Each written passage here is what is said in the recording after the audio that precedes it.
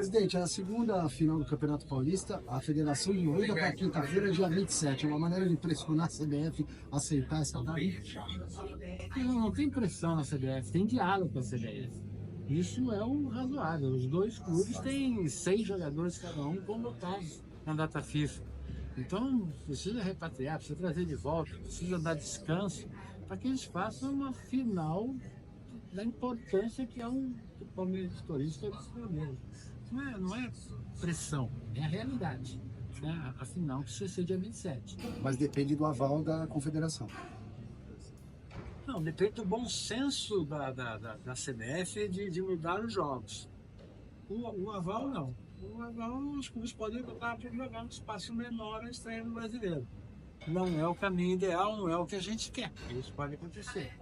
Final, eventualmente, caso a CBF aceite dar os jogos brasileiros, poderia ser o final de semana?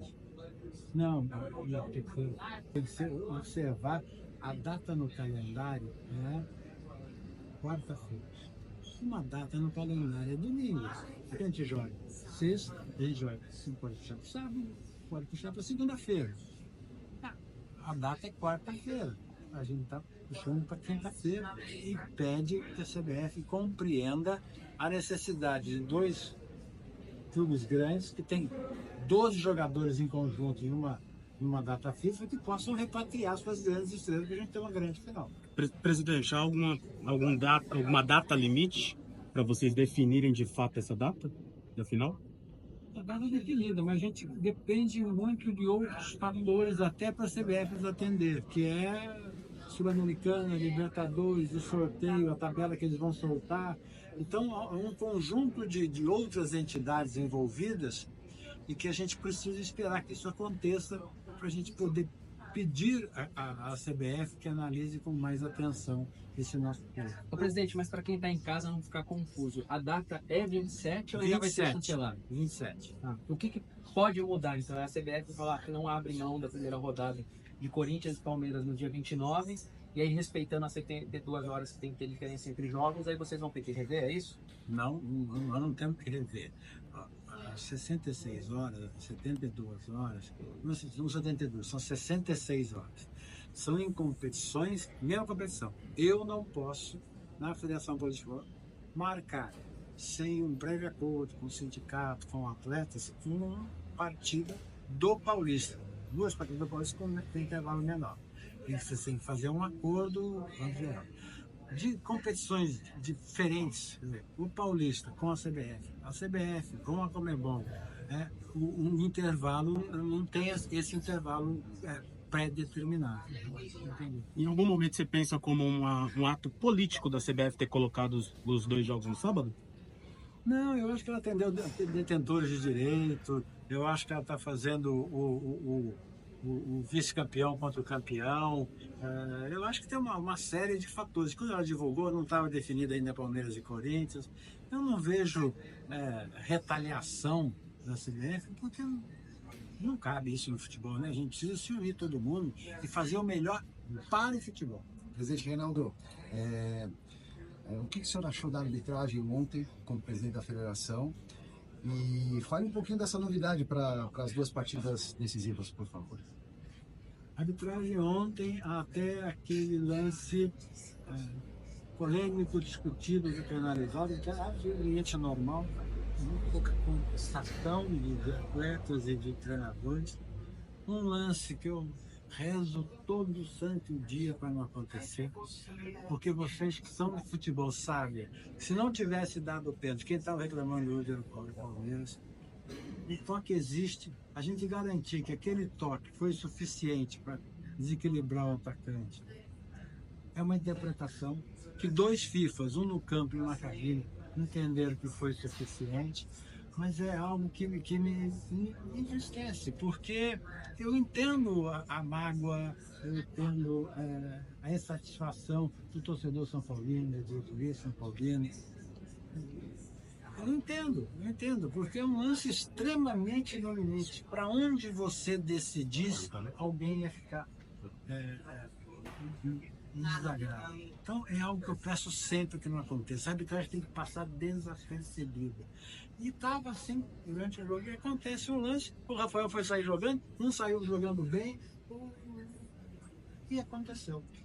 Olha só quantos atores estão nessa dificuldade que nós estamos falando hoje, que é a arbitragem do jogo, né? O Rafael está para frente, não acontece nada, né? E a arbitragem, desculpa, só a questão da novidade para o final. Nós teremos nos 2 jogos o impedimento semiautomático, é um investimento de mais de R$1 milhão para que a gente tenha algo que só tem na final da Libertadores, a Champions League e na Premier League. É o futebol de São Paulo, o futebol brasileiro mostrando um avanço, um investimento em tecnologia, para que o torcedor tenha com agilidade, as equipes tenham com agilidade as imagens daquilo que foi marcado. Presidente, se você trocasse o paletó de presidente para o apito de arbitragem, você teria marcado pênalti ontem? Olha, eu quando estava no campo, estava lá no Arias, quando apitou, eu achei que foi. Quando eu vi na televisão, eu achei que não foi. Quando eu vi a construção, aí eu fiquei sem opinião nenhuma, porque é muito difícil você saber, você tem que julgar friamente. São 2 profissionais FIFA treinados a exaustão para decidir, e decidiram assim. Mas não precisa, Rafael Steinfeld, não me cria esse problema de novo, porque isso é muito ruim. E eu volto a frisar, eu entendo o São Paulino. Eu entendo o São Paulino. Eu estou um torcedor. Foi uma decisão que desagradou a eles, e eles têm motivo para entender, porque muita gente achou que não foi. O presidente está em cima disso, né? Quando há uma polêmica sobre a arbitragem, vem o presidente da Federação Paulista, vem os atletas e os dirigentes. Está na hora também da arbitragem ter uma aproximação com a imprensa, se pronunciar sobre a sua performance no gramado? Olha, isso é algo que a gente conversa muito, a gente fala muito sobre isso. Se é um espaço que a arbitragem vai saber utilizar. É um espaço que, se aberto, tem que ser em todo e qualquer jogo. Vamos hoje. Né? Seria. Vocês todos estariam aqui para ouvir o árbitro. Num jogo que o árbitro passa desapercebido, nem a mãe dele vinha entrevistar ele. Então a gente precisa achar uma forma de primeiro de capacitar eles para se comunicarem com vocês da imprensa. Vocês estão altamente preparados e o árbitro é para apitar, não para dar entrevista. Então é algo que precisa ser pensado, precisa ser analisado, mas precisa ser cuidado com o profissionalismo. Eu acho que a arbitragem, quando se fala de profissionalização da arbitragem, não é assinar a carteira dele, pelo amor de Deus. Assinar a carteira dele, um morar aqui, outro morar em Araçatuba, e os caras se encontrarem no dia do jogo, não vai mudar nada. A gente tem que dar a ele condições para morar em determinada cidade, que eles treinem com constância juntos. E isso não é uma coisa que fazer. Fizemos agora um experimento com os jovens árbitros, nós demos uma ajuda de custo para eles morarem em São Paulo, e o resultado foi altamente positivo. Então, esse é o caminho, dar condições de treinamento igual aos clubes. Igual aos clubes vai ser impossível, né? Mas parecido com os clubes. Agora, presidente, é importante, porque você está falando de arbitragem, o São Paulo bateu muito duro. O São Paulo até fez algumas manifestações depois do jogo, o presidente Bruno Casares, e até um questionamento: onde está o VAR? Como é que você procurou atender o São Paulo? Já teve um contato com a diretora do São Paulo? Como responder à indagação do São Paulo? Eu falei muito duro, falei hoje. Ele foi o primeiro a receber o vídeo do VAR. Eu assisti a entrevista do Júlio Cedilha de Belmonte. Eles estavam indignados, eles estavam revoltados, mas sempre com educação. Não houve nenhuma agressão à moral, da entidade, de quem estava trabalhando. O São Paulo foi, na sua indignação, extremamente educado. Presidente, eu queria que você falasse um pouco sobre essa questão do gramado sintético, né? Recentemente os jogadores se posicionaram. Eu queria que você fizesse posicionamento também dos torcedores que estão olhando isso aí. Eu tenho reparado uma crescente de atletas que estão retornando ao Brasil, né, se posicionando contra o gramado sintético. O Dr. Moisés Cunha, que é o presidente da Sociedade Mundial de Ortopedia, disse que não há ainda nenhum estudo científico que comprove o que é bom ou o que é ruim. Não há o estudo. Então, não dá para opinar sobre isso no futebol. Então, o que eu tenho de sentimento? De muito tempo de futebol. Um gramado lindo, maravilhoso, como o é óbvio que o gramado natural é melhor. Mas um gramado emburacado, como já fez, o Maracanã já fez mais uma vítima lá no final de semana, não dá, não é bom, com certeza não é bom. Entre os buracados do sintético, entre o ruim e o sintético, eu acho que eu não tenho assim. Reinaldo, voltando mais uma vez rapidamente a questão da arbitragem, você falou, o companheiro fez a pergunta qual a sua decisão, se você fosse o árbitro, não o presidente, mas vocês têm uma equipe de consultoria agora, é uma equipe de arbitragem aqui na federação, já foi conversado com eles, qual é o posicionamento deles em relação ao episódio de ontem, e isso pode impactar, como se impacta na escolha da escala para a final? Eu acho que não pode impactar. A opinião deles técnica é que a decisão deles é sustentável. A opinião da grande maioria dos torcedores e de muitos analistas arbitragem é que não foi. A opinião técnica deles é que é sustentável.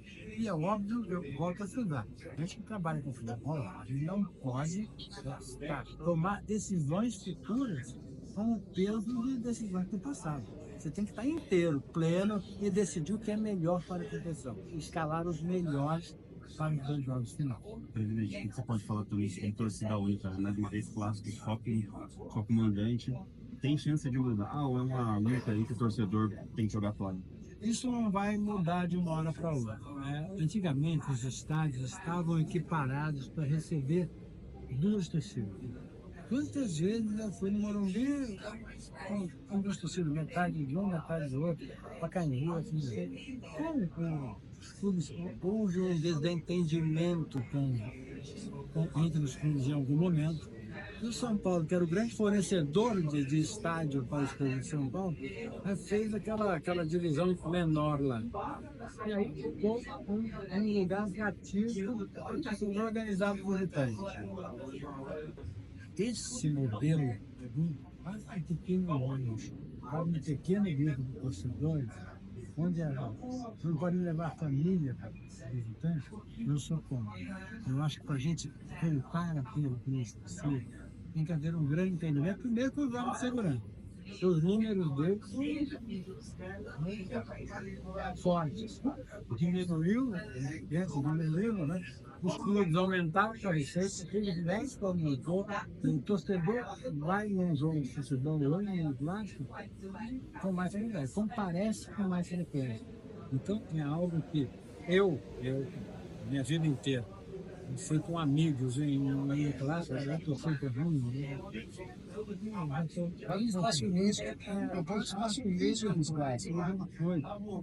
os clubes também já têm seus próprios torcedores uma população altíssima dos próprios. Então é algo que não é ideal, longe de ideal, de arrumar de uma hora para outra. Reinaldo, você falou de escalar os melhores para a final. Quem são os melhores?